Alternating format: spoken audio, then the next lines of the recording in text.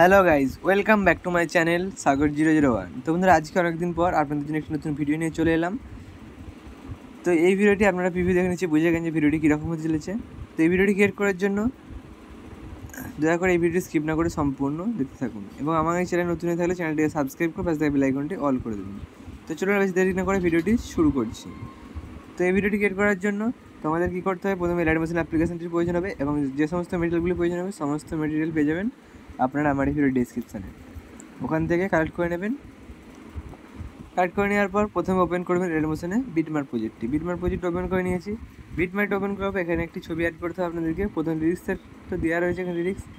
তো এবার এখানে ছবি অ্যাড করতে হবে। ছবিটা কোথা থেকে অ্যাড করবেন তার জন্য এখানে চলে যাবেন 6.58 সেকেন্ডে।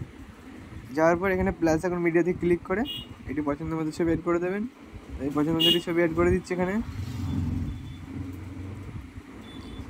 সাপোজ জন্য আমি এই ছবিটি অ্যাড করে দিচ্ছি। এবার এই ফটোটিকে ফুল স্ক্রিন করার জন্য ওপরে থ্রি ডটে ক্লিক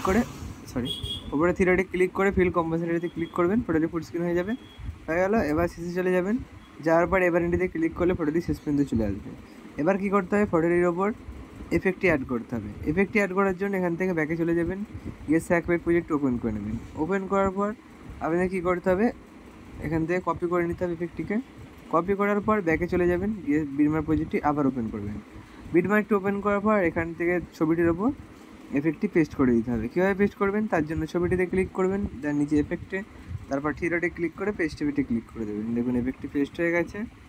এফেক্টটি পেস্ট হয়ে যাওয়ার পর কী করবেন, এবার ছবিটিকে সংটি যে আছে সেই সংটির ওপরে নিয়ে যেতে হবে এখান থেকে স্ক্রল করে।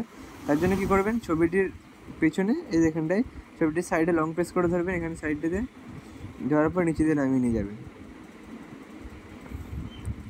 এভাবে নিচে থেকে নামিয়ে নিয়ে যাবেন সাইডে লং প্রেস করে ধরে।